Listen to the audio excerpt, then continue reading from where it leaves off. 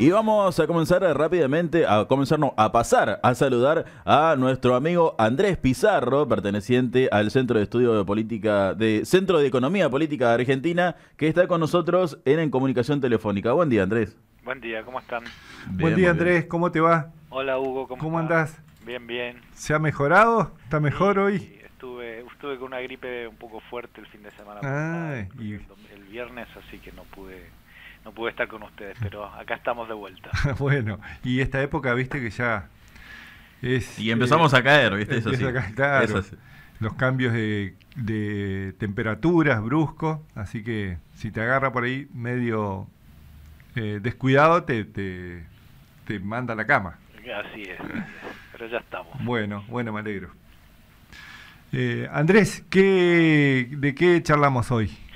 Mira, no tengo nada preparado así muy profundamente, pero yo creo que lo más interesante o lo más coyuntural ha sido que estos últimos días el gobierno habla de un repunte de la economía. Creo que incluso el presidente Macri habló de brotes de un bosque prácticamente, brotes verdes de la economía, y esto se debe a un dato que emitió el INDEC esta semana sobre el estimador mensual de actividad económica, que les da un aumento de 0,8% del PBI medido interanualmente para marzo.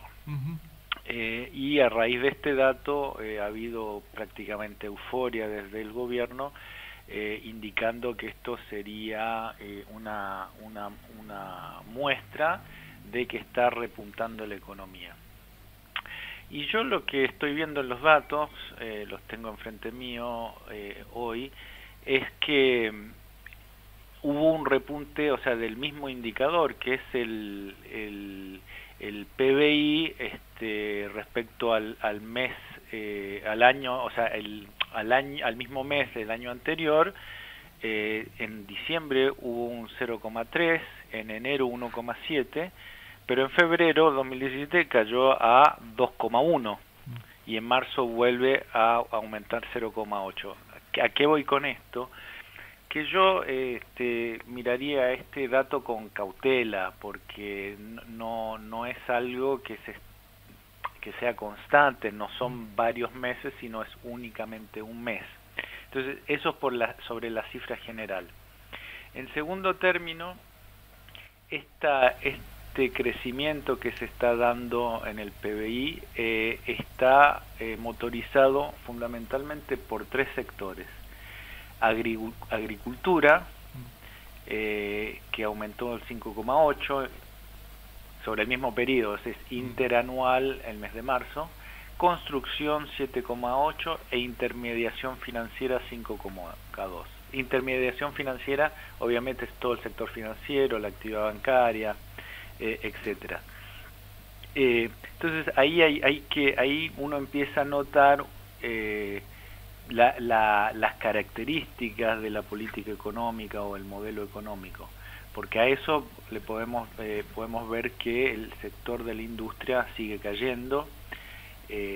Entonces esto da una idea de los sectores que han ganado por lo menos este último mes dentro de la estructura económica. Intermediación financiera y agricultura son dos sectores que durante todo el periodo de este gobierno han tenido crecimiento, y corresponde a la política macroeconómica del gobierno, o sea, la quita de retenciones, favorecer al sector agroexportador ha sido desde el 10 de diciembre del 2015 una clara política de este gobierno. También la devaluación que favorece a los sectores exportadores favoreció directamente a este sector, y es verdad que durante todo este periodo este sector ha ido creciendo. Ahora, la primera cuestión que surge es que, y tal vez lo habíamos hablado en algún momento, la agricultura, la agroexportación en la Argentina, por las características argentinas, es un sector que tiene un muy débil efecto multiplicador, genera muy poco empleo, ¿Por qué? Porque es una agricultura de grandes extensiones y alta mecanización. Se dice que 500 hectáreas de soja genera un empleo. Entonces, si bien este es un sector que está en términos del PBI está creciendo, una parte de eso tiene que ver con crecimiento en ganancias, es decir, en lo monetario, porque la quita de retenciones, la devaluación ha hecho que ellos tengan mayores ganancias, pero no está claro que generen una cantidad de empleos importantes y esto irradie de alguna manera en el resto de la economía. El segundo sector, que en este caso, a diferencia del resto del año, que es positivo, es el sector de la construcción, que creció en marzo más de lo que había crecido, más bien había caído el resto del año, crece un 7,8. ¿Y qué significa esto? Es que al fin la obra pública se puso en marcha. El gobierno de Cambiemos llegó, paró todo, se puso a analizar los contratos. El tema paradigmático aquí son, por ejemplo, las hidroeléctricas de Santa Cruz, que tienen un financiamiento chino, tienen contratos firmados, había empezado la construcción y el gobierno los paró, y bueno, de alguna manera me parece que Macri está teniendo que volver atrás después de su visita a China, pero lo que quiero decir con eso es que hubo una política de parar toda la obra pública a pesar de la retórica durante prácticamente un año, y después viene el hecho que el proceso para contratar obra pública es largo, las licitaciones pueden llegar a durar un año, etcétera, pero pareciera que ya se están poniendo en marcha, y esto sí se revela acá en los datos. La construcción, a diferencia de la agricultura, es un sector que genera empleo. Aquí la cuestión es cuánto empleo va a generar de lo que ya se destruyó, o sea, cuánto, si uno imagina que el crecimiento es una montaña y llegamos a un pico alto a fin de 2015, caímos en un valle muy profundo, cuánto nos vamos a demorar de salir de ese valle y llegar a los niveles que teníamos a fin de 2015. Pero bueno, el repunte de la construcción es un dato positivo. Y después tenemos a la intermediación financiera, que también, como la agricultura, es un sector que ganó desde el inicio, fundamentalmente por la desregulación del sector financiero que hizo este gobierno. Y aquí lo más ilustrativo es desregular las tasas de interés de tal manera que los bancos pudieran cobrar cualquier tasa que quisieran en los préstamos y también en el ahorro. El gobierno anterior había acotado entre la tasa prestamista y la tasa de ahorro, para que el spread, o sea, la ganancia de los bancos no fuera excesiva. Bueno, eso se desreguló, de alguna manera se desreguló las tasas que cobran las tarjetas de crédito, y esto ha dado al sector financiero y a los bancos en particular tasas de ganancias altísimas durante todo este periodo, y acá se refleja también en este indicador. También en el sector financiero uno se puede cuestionar cuánto esto se multiplica en el resto de la economía, porque ya sabemos que gran parte de las ganancias que está haciendo el sector financiero tienen que ver con el endeudamiento externo, la compra del EVAC y lo que llamamos la bicicleta financiera, que si quieren entramos en más detalle, y con esta desregulación de las tasas. O sea que hay gran parte de esto que va a ganancias empresarias, y es dudoso lo que esto pueda generar empleo, porque finalmente no está habiendo inversión de este sector en la economía real. Entonces, lo que diría en resumen, que si bien el 0,8 de crecimiento interanual para marzo de la economía es un dato positivo, hay que mirarlo con cautela, porque es solo un mes, entonces puede volver a caer la economía en los meses siguientes, pero sobre todo es la composición de este crecimiento, que es una composición que confirma el modelo económico a favor de la agroexportación y de la intermediación financiera, que son sectores que no generan o que no tienen un efecto multiplicador al resto de la economía y no generan empleo. La construcción sí es una buena novedad y ojalá que esto siga, pero ahí la construcción, como dije, esto está basado fundamentalmente en obra pública. Por ahora no vemos que esto esté arrastrando inversión privada en el sector de la construcción. La pregunta es si esto no entra en contradicción con la retórica del ministro de Hacienda, el hecho que han dicho claramente que después de las elecciones viene un ajuste, y el ajuste viene siempre del lado del gasto público. ¿Cuánto pueden sostener la obra pública si por un lado están diciendo que van a hacer una política de ajuste del gasto público? Eso era fundamentalmente lo que quería presentarles hoy. No sé si tienen alguna pregunta, comentarios. Sí, en esto que vos decías, el sector agropecuario que prácticamente hoy no te genera empleo, es así, Andrés, porque, bueno, yo personalmente tengo familiares que están vinculados a la cuestión agropecuaria y ellos tienen un promedio de lo que antes utilizabas alrededor de entre 8 y 10 personas, hoy lo hacen solamente 2. Uno maneja la cosechadora y el otro un tractor con la tolva, digamos, y no necesitan más nadie, digamos. Así que, eso pueden atender miles de hectáreas, digamos, con eso.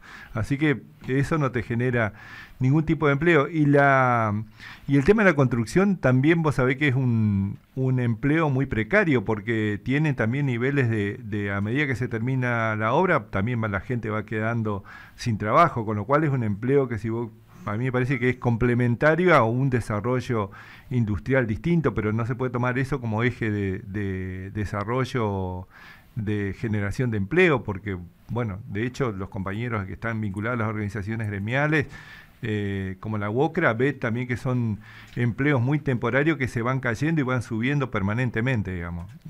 Así que totalmente. ¿no? O sea, la construcción es el sector donde hay más menos estabilidad, digamos.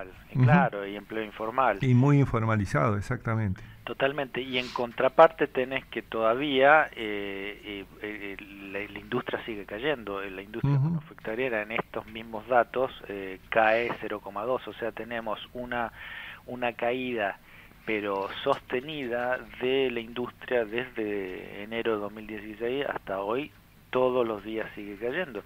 Y una política económica que favorece la destrucción de la industria. Claro. Entonces estamos volviendo a un modelo que es un modelo económico que era aquel que instaló la dictadura en el 76 y se profundizó en los años 90. Y sabemos que ese modelo económico destruye empleo, ¿no? Y se sustenta en el endeudamiento, que es la otra cara de esta cuestión, ¿no? Además, y que creo que esto lo hemos hablado, uno de las obsesiones que tiene el gobierno, que es la inflación, no la han podido bajar. Entonces tenés un esquema macro que está favoreciendo sectores de la economía que no generan empleo, sectores que especulan, la construcción que desafortunadamente tiene un alto grado de informalidad, y se están destruyendo los sectores que tienen lo que llamamos en economía un efecto multiplicador más amplio, porque si vos tenés una industria, no sé, que fabrica una pieza de algo, esa forzosamente va a ser un insumo a otra fábrica, las fábricas necesitan servicios financieros, contables, qué sé yo.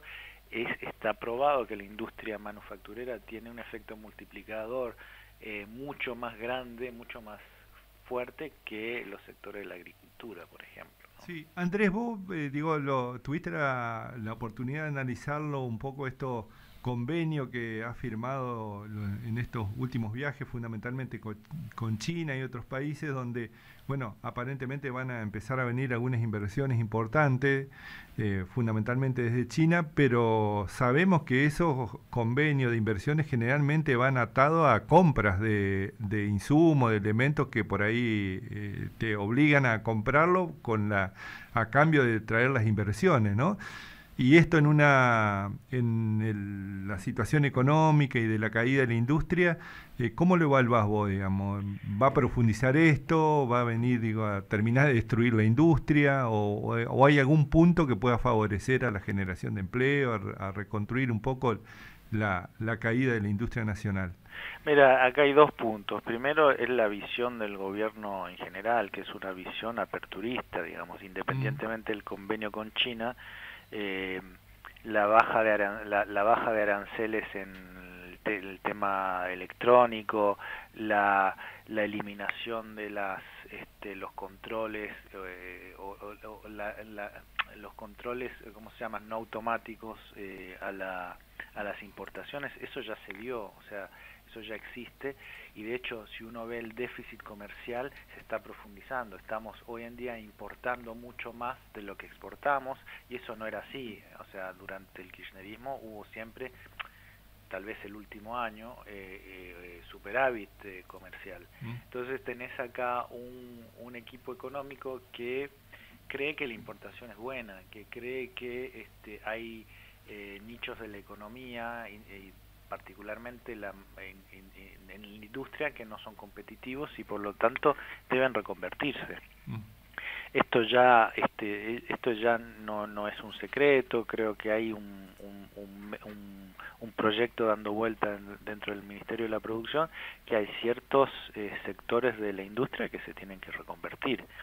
Es el caso de las industrias que están instaladas en Tierra del Fuego, de alguna manera los textiles, y por lo tanto es un equipo económico que no cree, o por lo menos cree que es mejor importar bienes de consumo baratos de China en lugar de producirlos localmente. Eso está claro.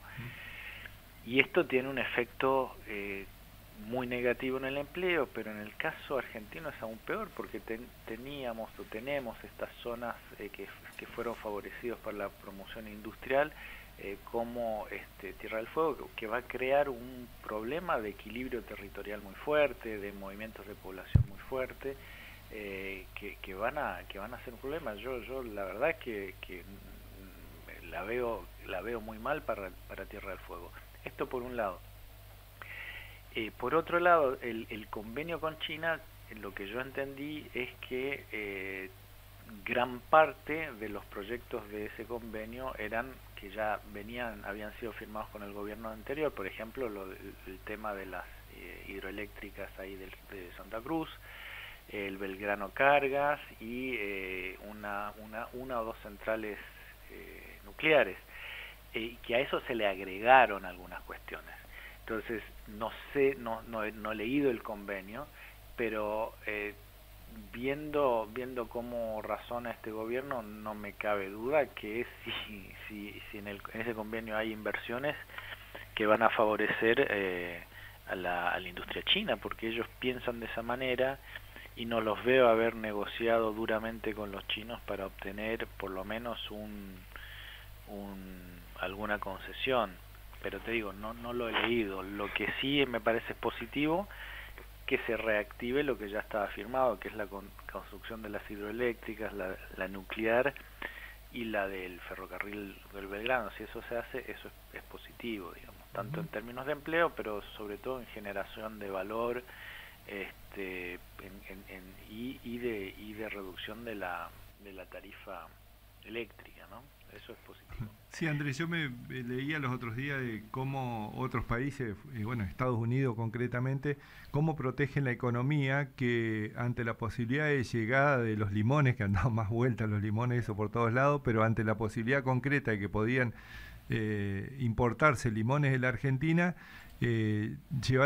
presentaron un recurso de amparo y pararon la llegada de los limones de la Argentina en protección de su economía, digamos. Bueno, cuánta diferencia con la nuestra, ¿no? Que hay Bueno, una apertura total. totalmente. Vos, mirando el desarrollo chino o Corea del Norte, China hace 50 años era una economía totalmente rural. Corea en los años 50 era uno de los países más pobres del mundo. Y lo que hicieron fue un desarrollo con alta protección. En el caso de China, nichos industriales que fueron desarrollados desde el Estado con alta protección, y únicamente cuando tenían industrias fuertes como, qué sé yo, Samsung, las automotrices, ahora fabrica todo China, solo Corea y China, solo en ese momento hicieron aperturas comerciales como la actual, digamos. Por ejemplo, en el caso de Corea, cómo se apropiaron de la tecnología del tren rápido francés es muy ilustrativo. Ellos contrataron, hicieron una licitación internacional para hacer un tren rápido entre Seúl y la otra ciudad del norte, no me acuerdo cómo se llama, pero era que los primeros vagones se hacían completamente con tecnología francesa, y a partir del segundo, tercero, etcétera, iban integrando tecnología coreana e iban traspasando la patente, y al final el último vagón se tenía que construir 100% con tecnología coreana, digamos. Entonces el arreglo es: yo te doy un contrato multimillonario, cierto, pero al final me pasás la tecnología. Bueno, eso lo hizo Corea, lo hizo China, lo hizo Taiwán, Singapur. Solo en América Latina somos como somos, y regalamos todos los recursos a cambio de nada. Claro, sí, sí. No sé, Andrés, si tenés algo más que quieras agregar. No, eso me parece que hay que tener cautela con estas cifras. Me llama la atención que el gobierno se haya disparado con esto tan fuertemente, y bueno, esperemos que repunte un poco la economía.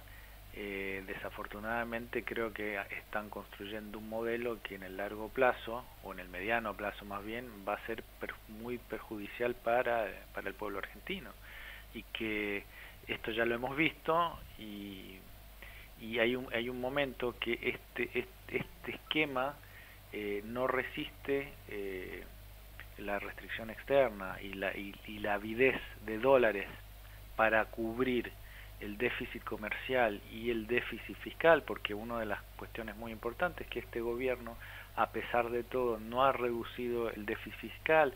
Si ganan en octubre van a hacer un muy fuerte ajuste porque tienen que reducir el déficit fiscal.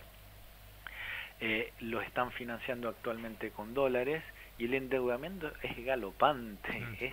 Es un endeudamiento que nos están dejando una bomba de tiempo en el corto plazo, y este mismo esquema fue el que estalló en el 89 y estalló en el 2001. 2001, claro. Te saco un poquito, ¿tuviste posibilidad de escuchar la entrevista anoche de Cristina Fernández? Sí, la escuché. ¿Tenés alguna reflexión sobre eso? Digo, porque se centró mucho en el tema económico.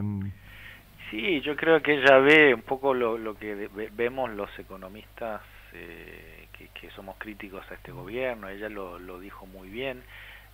Incluso en el momento hubo una autocrítica a su propio gobierno, diciendo que se hicieron muchas cosas y chocó el gobierno, digamos, en 2015 con la restricción externa, que es un problema recurrente en la economía argentina, porque el esfuerzo de industrializarse tiene esta cuestión de que en un momento de transición se necesitan dólares para importar bienes de capital que alimentan a la industria y que la permiten llegar, digamos, a su velocidad de crucero, por decirlo de alguna manera. Pero antes hay un periodo de transición que requiere de dólares, pero y por eso la necesidad del cepo, que era de alguna manera racionalizar los dólares de la economía y llevarlos hacia la industria, para que la industria llegue a su punto por decirlo, de velocidad de crucero o de autonomía de dólares, o que fuera menos goloso en dólares, y eso no se logró. Se requería, desde mi punto de vista, se requería más tiempo, tal vez con políticas más afinadas, pero lo que ha hecho este gobierno es destruir todo ese esfuerzo. O sea, lo que está haciendo este gobierno es destruir la industria, destruir las pymes, y está haciendo esto a costa de miles de millones de dólares en endeudamiento. Y está importando bienes de consumo ya terminados, digamos. O sea, es crear una destrucción que es de la cual es muy difícil de salir. Muy difícil salir. Imagínate que hay pymes o empresas medianas que se capitalizaron, compraron maquinaria, que tenían una perspectiva de ventas en el mercado interno interesante, que venían de varios años de eso, y se animaron a invertir. Y llega este gobierno y destruye todo. Claro. Me acordé de vos ahí en una parte de la entrevista, porque decía que se habían quedado corto en el tema de los controles, que debían haber controlado desde el inicio de la cadena, por ejemplo, refiriéndose concretamente a los alimentos, por ejemplo. Claro, eso es lo que habíamos hablado. Y yo me acuerdo que vos lo habías expresado tan claramente cuando estuviste acá y en unas charlas que hemos tenido, que bueno, que si no se logra controlar desde el inicio de la cadena, es muy difícil controlar los precios, fundamentalmente los alimentos. Totalmente, y lo hablamos acá, el tema de que el efecto de la reducción del IVA, creo que lo habíamos charlado en ese momento. Ella dijo lo mismo. Y es verdad, porque digamos, las economías son particulares, o sea, las cosas que uno puede copiar de otros lados es más y más difícil, y la Argentina tiene una economía particular desde mi punto de vista, por dos cuestiones: por el alto nivel de importancia que tiene el dólar, es casi una economía bimonetaria, y por la diferencia que tenés entre una industria que es menos competitiva y una un sector agroexportador que es muy competitivo, ¿no? Y que funcionan con lógicas distintas. Si vos querés industrializar de alguna manera, ponen no sé si sería en conflicto entre el sector agro y el sector industrial, porque tienen necesidades distintas de generación de dólares o de restricciones a las importaciones. Entonces no es algo que es fácil, y todo ese contexto puede generar inflación, pero si además el país vivió crisis que lo que hacen las crisis es destruir, se destruyeron pymes, se destruyeron empresas en cada uno de estos momentos de crisis, lo que hace es que sobreviven las empresas más fuertes. Entonces la economía se concentra, y si tenés concentración en los distintos puntos de la cadena, es mucho más probable que ellos fijen precios de manera arbitraria, y eso es lo que pasa en la Argentina. Y ahora estamos en otro proceso de destrucción y de concentración que va a ser más difícil bajar los precios. Claro. Cuando vos tenés pocos oferentes en los distintos tramos de la cadena y no hay competencia, no bajan los precios. Si a eso le agregás un gobierno que no cree en el control, los precios se disparan para cualquier lado. Sí, y un punto más, si vos querés, que el que tiene que hacer ese control es parte de la concentración, así que... Totalmente, como le dijo, ladrónima. Ladrónima, sí. Ustedes tienen ladrónima. Así. Sí, es complicado. Es complicado, sí. No, lo más terrible en esto, y de alguna manera estas cifras uno lo puede expresar con las cifras que vimos, es decir, si bien la economía creció 0,8 ahora, es después de una caída es muy muy fuerte. Entonces, si vos te imaginas una cima, ¿no? Llegaste arriba, te fuiste para abajo, lo que perdiste, o sea, el pico de esa cima, si vos imaginás que esa montaña es un valor creado, perdiste todo eso. Y ese valor creado, ¿qué es? Empleos, son empresas, es producción, todo eso lo perdiste, se fue. Y eso, cuando lo traducís al día a día, ¿qué significa eso? En una familia tuviste 2 años de destrucción, por ahí eso significa que el jefe de familia o la jefa de familia lleva 2 años desempleada.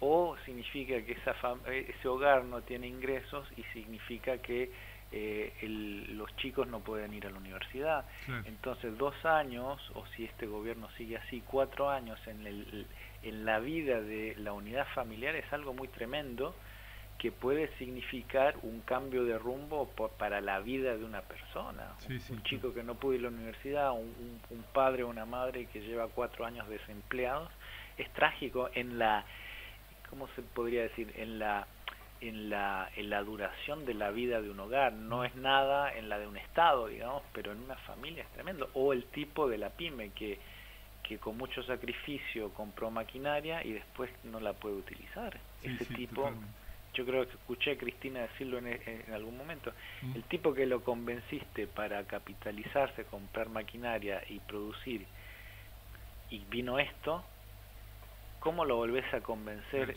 en otra ocasión de hacer lo mismo? Ese tipo no va a agarrar esa plata y la va a meter en el sector financiero. Claro, totalmente. Andrés, te agradecemos muchísimo, como siempre, tu gentileza de estar, así que bueno, te deseamos que tengas un muy buen fin de semana y seguramente nos estaremos comunicando el próximo viernes. Bueno, muchas gracias, hasta luego. Chao, un abrazo. Ahí pasaba entonces la columna de Andrés Pizarro, perteneciente al Centro de Economía Política de Argentina, que nos daba todo un panorama respecto a la actualidad. ¿Te doy un buen consejo? No te alejes demasiado. Ya estamos nuevamente con vos.